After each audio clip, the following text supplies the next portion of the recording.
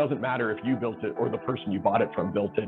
As far as the government's concerned, it's there. They don't care who owns it, who used to own it, who built it. They don't care if you're in operation. I think the first tip I'd give to almost anybody doing anything, which is don't be a jerk. You're going to have to work with a lot of people when it comes to zoning, and the easier you are to work with, the more people are going to want to work with you. If someone wants to start a glamping business and they need to sort of look into the zoning and permitting process and how that works, what would your step-by-step instructions be on what they need to do and how they need to go about it?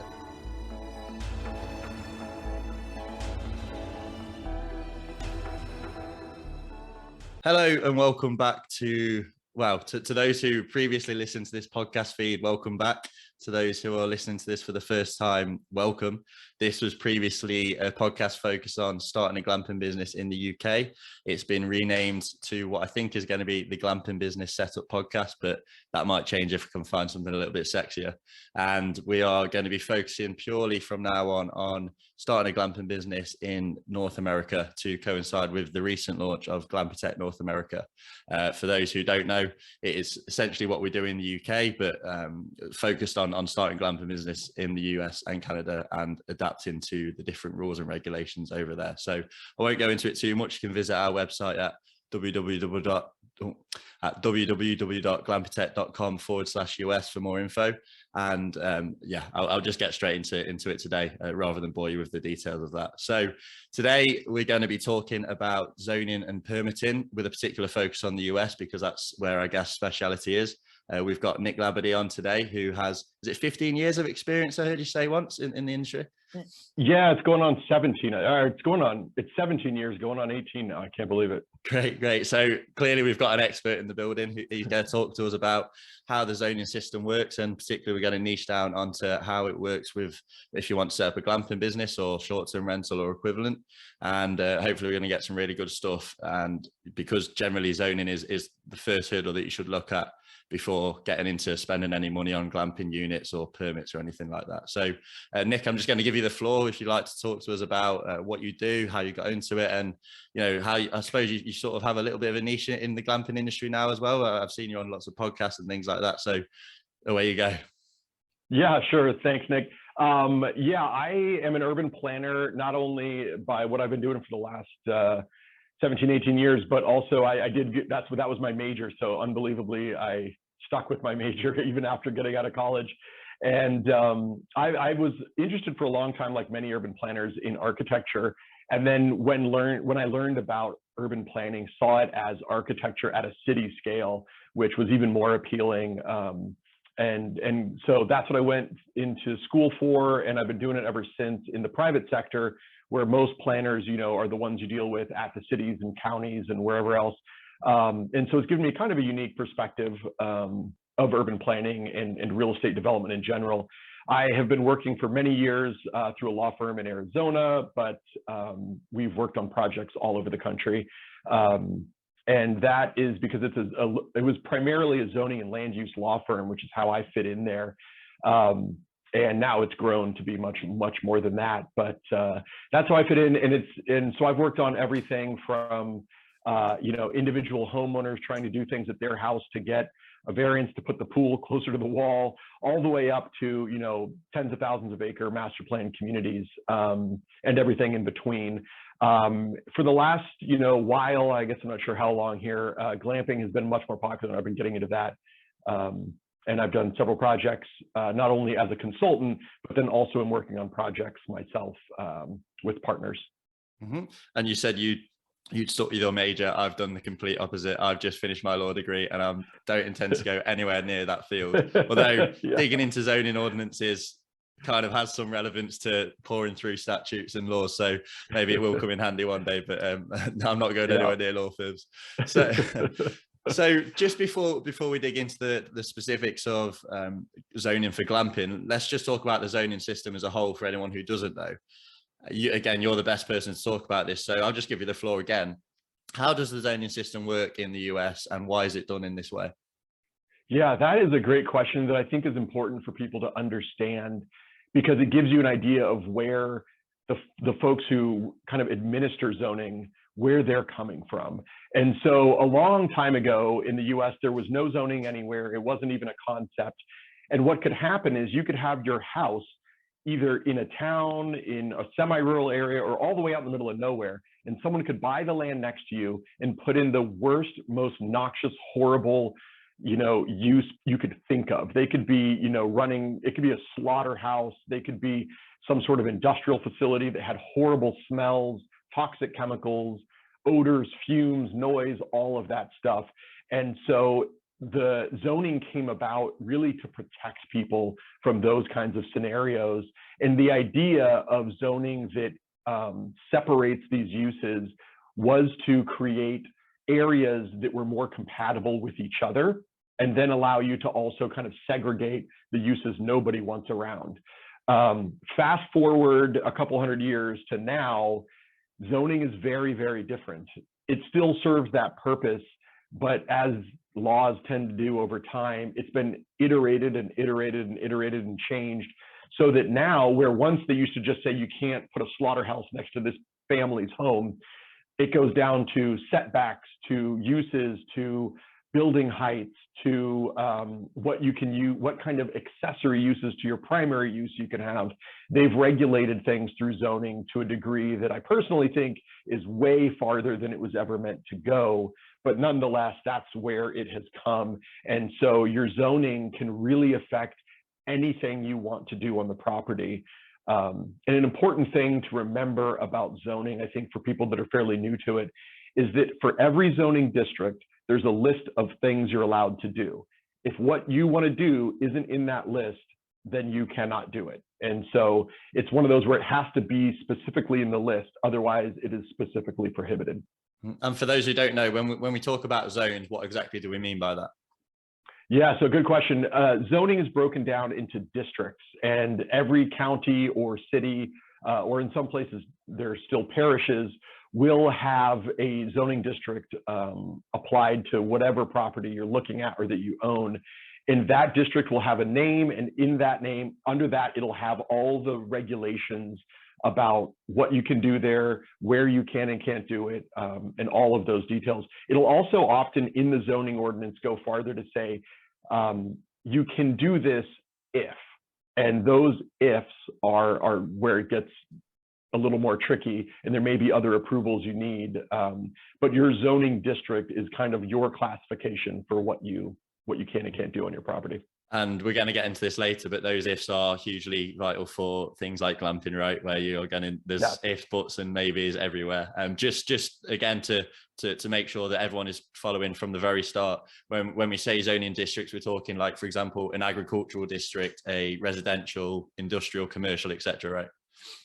Yeah, exactly. Usually those are the high level: industrial, commercial, and residential. And then within those, you have varying levels of kind of intensity. So, your low level industrial will allow some things that might be totally within a building, and they're industrial, but only kind of, you can't see them. To the most intense use, which will be, open yards and construction and that sort of thing. And for residential, you'll go from, several acres or an acre size minimum parcel to high density multifamily stuff, apartments and whatnot. And this may be an overly broad question. I'm happy to rephrase it in a more specific way if you like, but what does this zoning system mean for anyone who wants to start a glamping business? Yeah, no, I think that's actually a great question, to be general. And what it means is that just because we have private property rights, and just because we are a free country, it doesn't mean that you can go buy land and do whatever you want on it. The government does have a say over what you can and can't do, and that's why it's important. Not only because there's a process that you need to follow, but almost more so for if you don't follow that process, what are the consequences? And one of them is absolutely that they can force you to take it all down. And they can assess fines if you don't, and eventually it escalates into minor criminal stuff. Most often it's to be charged with a misdemeanor. and from there you don't want to go farther than that. I mean, they can come to your property and remove everything on it. And that's obviously going to have a devastating impact on someone who maybe has put hundreds of thousands, if not millions of dollars into, for example, a glamping project. They're all excited, opening guests, thinking they're going to make a load of money, and then it's just completely taken away from them because they haven't followed due process. Yeah, exactly. And a really good thing to know about that is it doesn't matter if you built it or the person you bought it from built it. As far as the government's concerned, it's there. They don't care who owns it, who used to own it, who built it. They don't care if you're in operation. To them, they read it as this should be this should be raw land. It's not. You either need to get the approvals or you need to remove all of it. And sometimes you have to do both. Sometimes they will force you to remove all of it. And while you're getting those permits, that's sort of rare, but it can happen. And we've done the broad questions now, so let's start to get specific. Again, I'm going to give you the floor here. If someone wants to start a glamping business and they need to sort of look into the zoning and permitting process and how that works, what would your step-by-step instructions be on what they need to do and how they need to go about it? Yeah, so that is a tough question. There are a lot of steps. For folks that are totally new to any kind of real estate development, which is what this really is, even though you may think of it as on a smaller scale if you're just doing it for yourself, or if you're a seasoned investor doing it on a large scale. Either way, it's real estate development. And if you're new to it, there's a lot of due diligence that needs to go into researching a property prior to purchasing it. And really even prior to working out a deal with the property owner, if you're going to partner with them, you really have to look at, you're already going to be looking at things like deed restrictions on the property. Are there easements where somebody else has rights over that property? What are the exact boundaries of it? Is it going to have a landslide? Are there environmental factors? Those are all things you should be looking at kind of separate from zoning. But you cannot forget the zoning part of it, which is what a lot of people do. They kind of, we'll figure that out once we have it. But you really need to figure it out initially, because you may not be allowed to do glamping at all. And so the first steps in looking at it, I would say, are to determine what your zoning is. Usually the easiest way to do that is through your county, town, or city's GIS website mapping system. So that'll be it's not necessarily a guarantee that's what it is, but it gives you a good solid start. Once you find out what your district is, it'll be a layer in their GIS. You go to their zoning ordinance and you find out what's allowed either by right, which means no one can tell you can't do it. You just have to get the right building permits, or it'll be conditionally allowed, which is the if we were talking about. Or it may be that it's not allowed at all, but it is allowed in a different district, and you have to look at the possibility of changing the zoning, which is something that you can try to do. Once you know those things, whether or not the use itself is allowed, the next thing to look at is what other, regulations are there on the use. Often, especially for something like a campground, which is usually the most similar use that glamping would fall under, they may have a whole chapter with specific regulations about how campgrounds can operate. And so you need to look at those and know whether or not it's something you can work with. A common requirement is that you have to have on-site employees 24/7. For a lot of glamping operations, that doesn't really make sense. You don't need it, but if the county requires it, they require it. And there may or may not be ways around that, depending on how the approvals work. But for those reasons, you need to look beyond just the district at any other regulations that apply. And then, not to go too far into the weeds, but other things that people really aren't aware of that they need to be, is that it's not just your zoning district that dictates. There can be what are called overlay districts, which is basically you have your zoning district. This is a layer of rules and regulations, and then they overlay on top of that additional rules and regulations that are part of kind of a second layer zone. And those can be all kinds of things. It may be that you're close to some key transit area, and so there are other restrictions or guidelines you have to follow. It could be that there is some sort of natural, open space or environmental overlay that has other restrictions on how much you can build, where you can build. So you need to look at that. And then separate from zoning, and I know we're kind of talking zoning, but in a related way, the above zoning is what's called usually a general or comprehensive plan. These are much more kind of guiding documents than they are regulatory, but they do establish a use, so a land use type. If that doesn't match what you want to do, it may require that to be changed as well. It's a little difficult to kind of explain all of that because there are a lot of intricacies to it. Sometimes your land use might be commercial and your zoning is residential, but if what you want to do is allowed in the residential, you can still do it for the most part.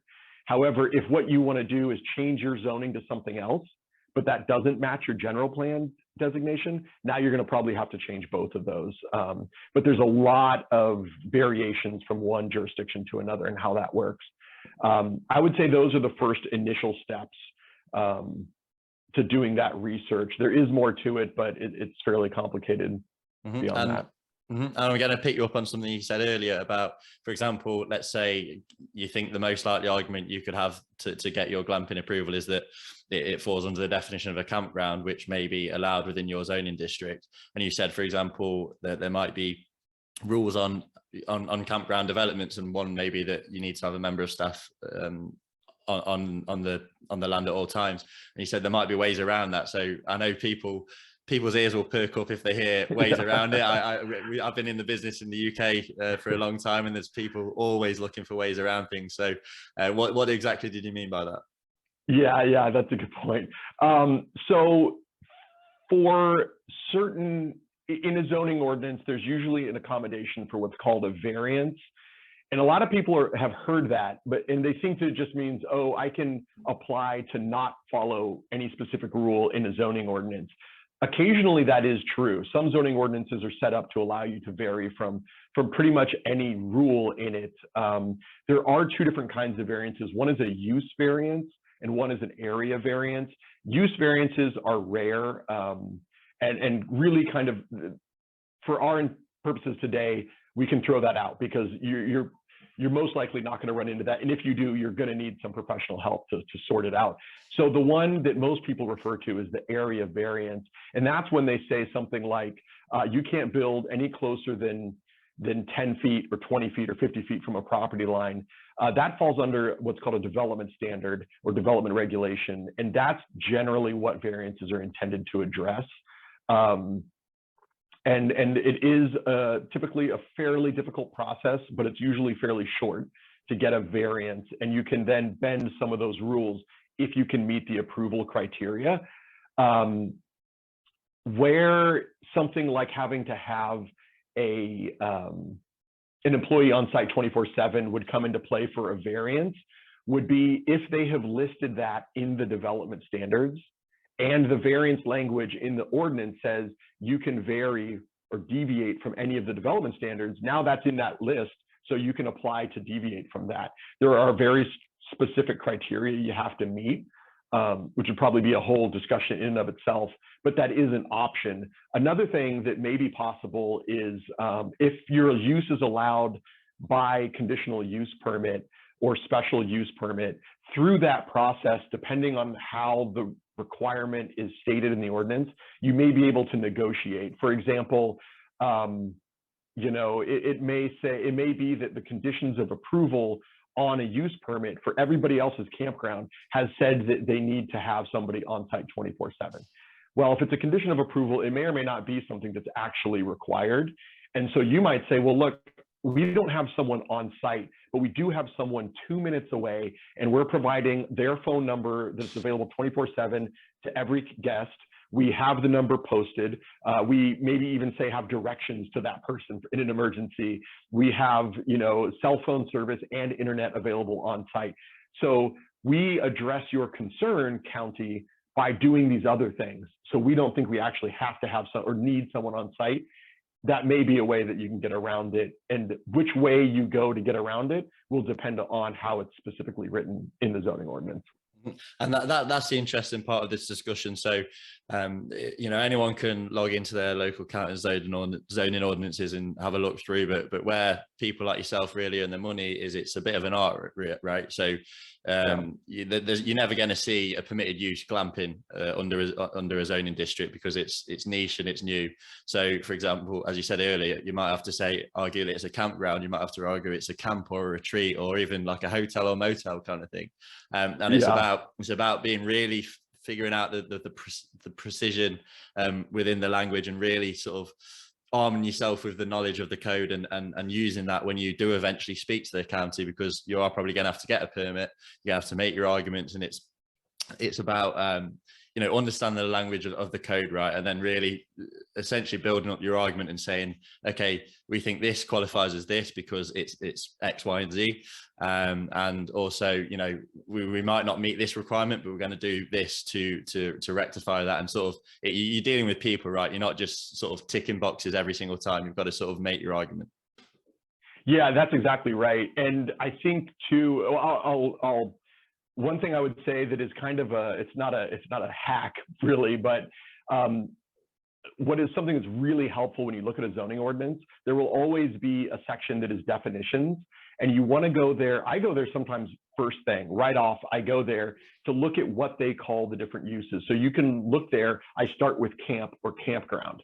For a lot of reasons, I think glamping as a campground is better, partially because a campground is a known entity when it comes to zoning and uses. It's been around forever. Counties and towns are familiar with it. They're not generally changing those rules a lot. Whereas short-term rental, which is what a lot of people getting into glamping see their business as, is not what the county sees it as. They think of it as, it falls under the campground use. And that's a good thing, because as we all know, the short-term rental rules are changing rapidly all over the country, and it's really creates a lot of risk for people in the business.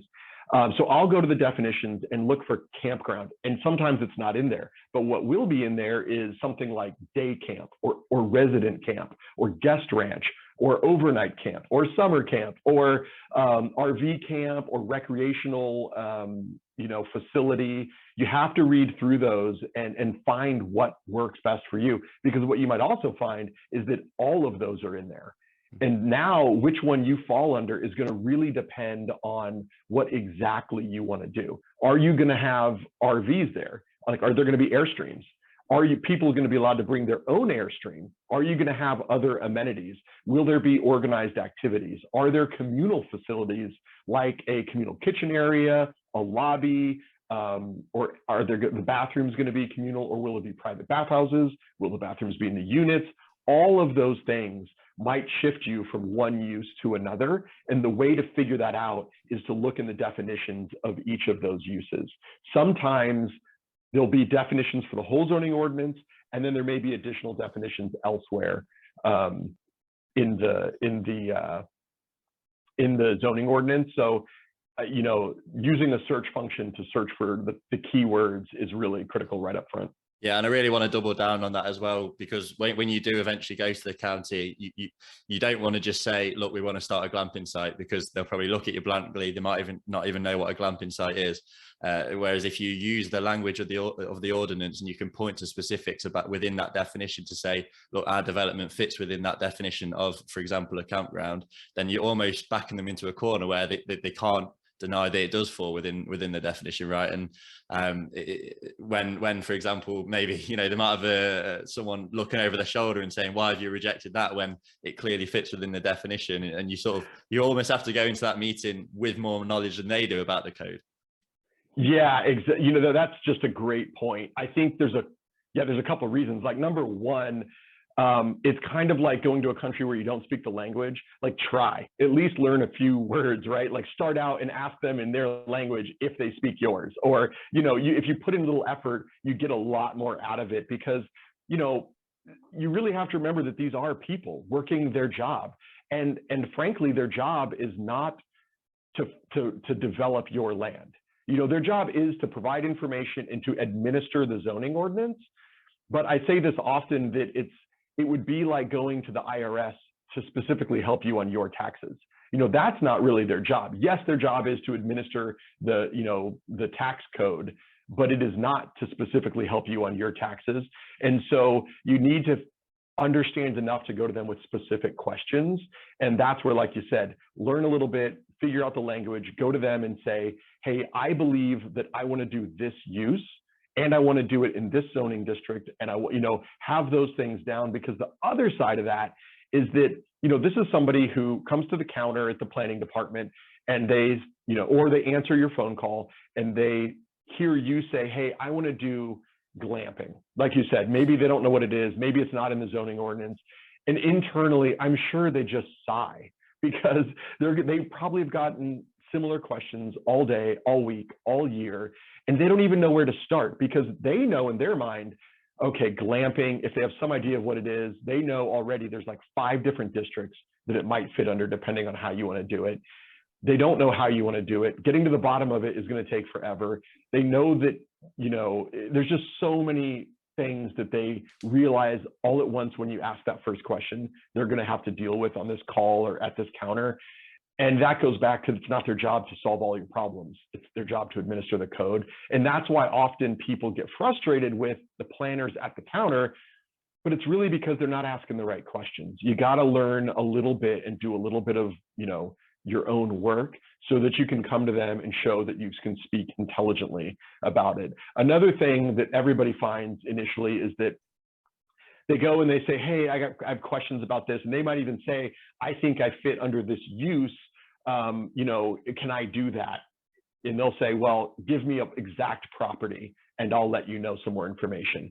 They're doing that because of all those other unanswered questions that you didn't ask.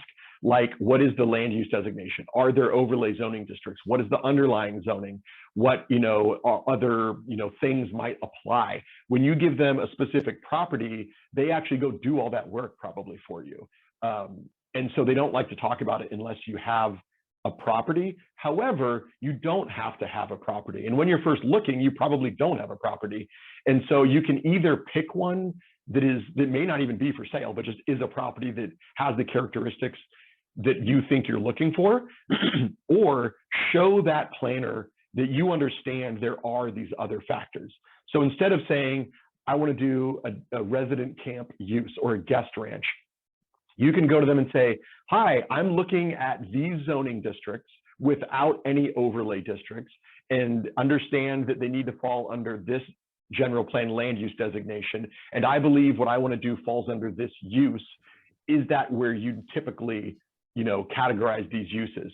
That question lets them know that you understand there are a lot of other factors. You've already looked at them. And if they tell you yes, you're not going to come back to them and say, hey, what the heck? You told me yes, but now I can't because of this overlay district, and then they get yelled at even though you never asked them about overlay districts.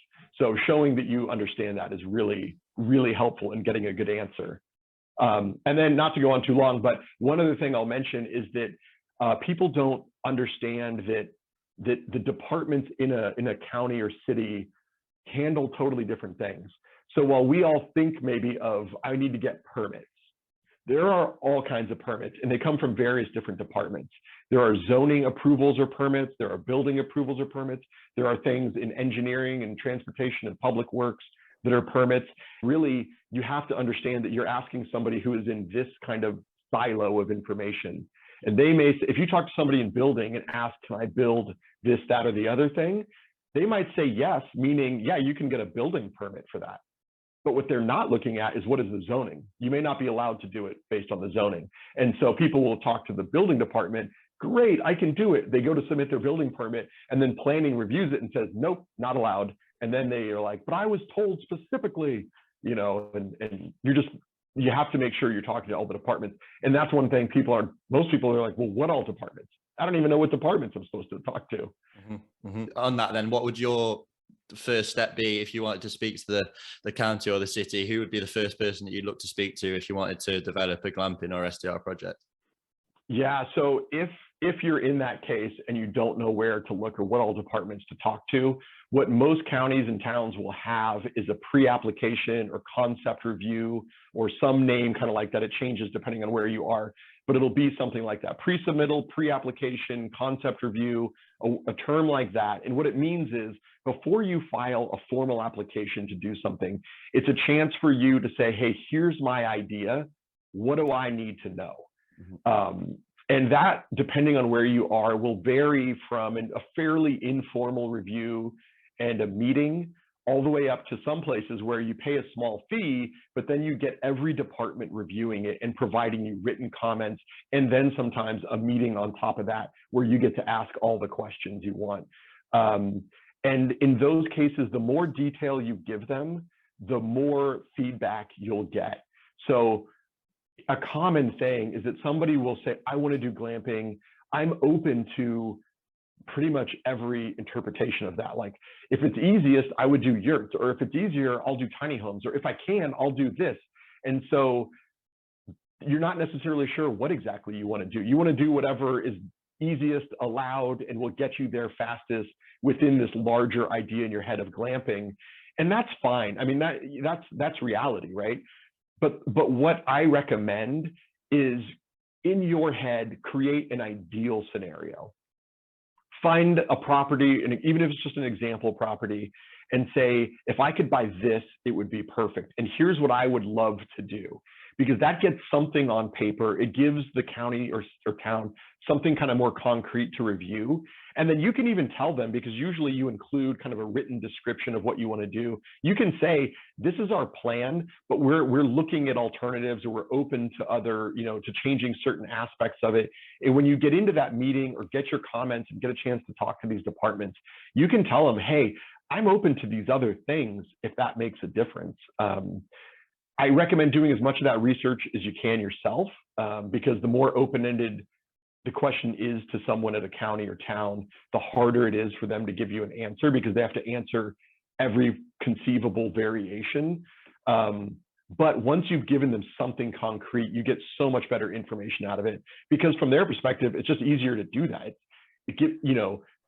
It kind of puts things in a little bit of a box, or creates some parameters for them to understand what you want to do and how to answer. And a lot of times you'll find that they may get creative too and say, hey, if you just did this, you don't need any kind of zoning approval. You're allowed to do that. And then you're like, oh my God, great. Because you maybe never would have gotten there on your own. And just to round things off, I know, again, this is quite a broad question, as has been a common theme of this episode, but have you'll have picked up a lot of tips and tricks and general pieces of advice in your 17 years of experience in this industry. So what are some general tips and tricks that you would give to someone when it comes to going through the zoning and permitting process, whether it's for a glamping project, an SPTR project, or any kind of project that involves going through that process? Like, what are some general principles that you'd recommend people adhere to? Yeah, for sure. I think the first tip I'd give to almost anybody doing anything, which is, don't be a jerk.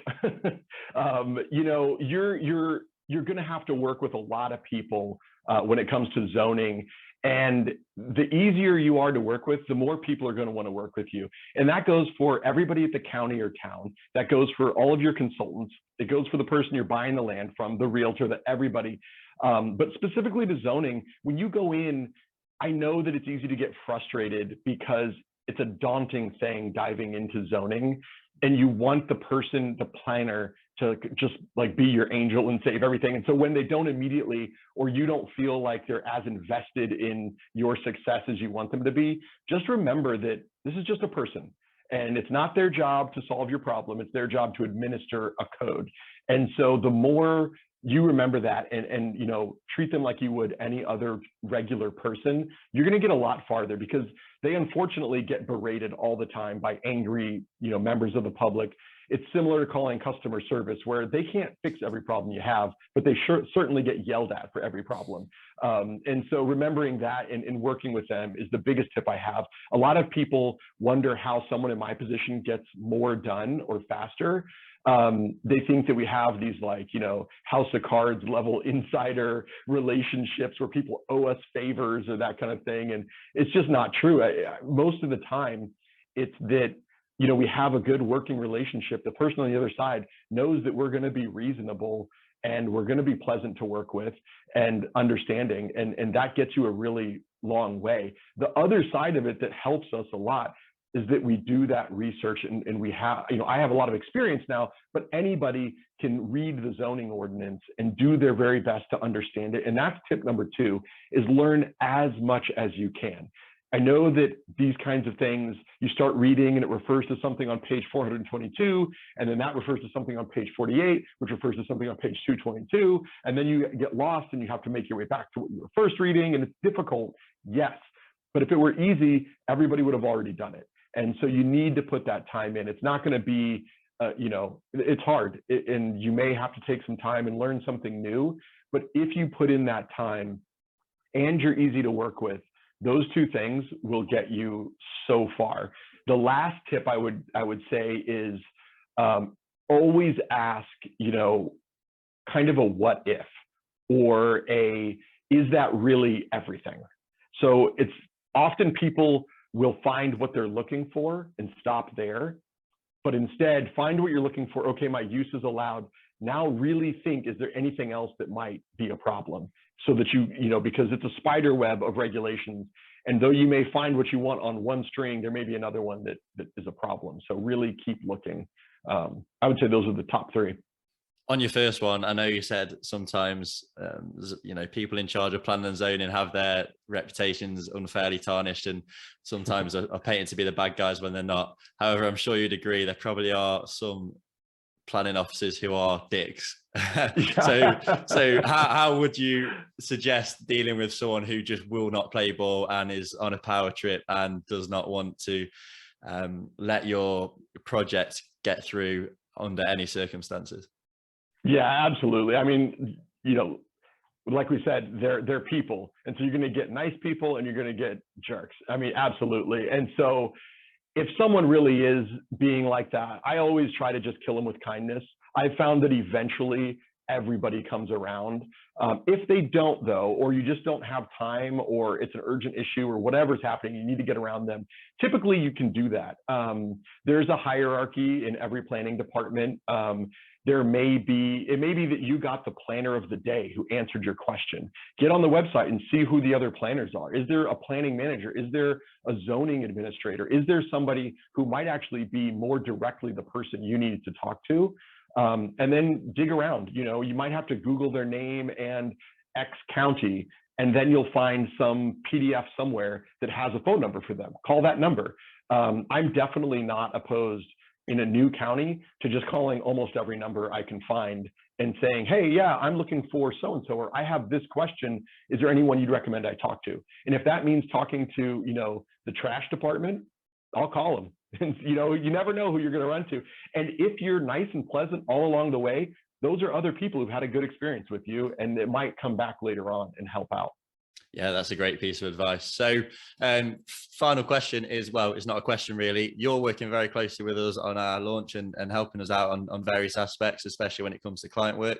But if anyone wants to get in touch with you specifically, how can they go about doing that? Yeah, they could go at Zoning Everything is where I'm at on social media, and then zoningeverything.com, or Nick at zoningeverything.com. Perfect. Well, thank you for being the first guest on the revamped version of this podcast.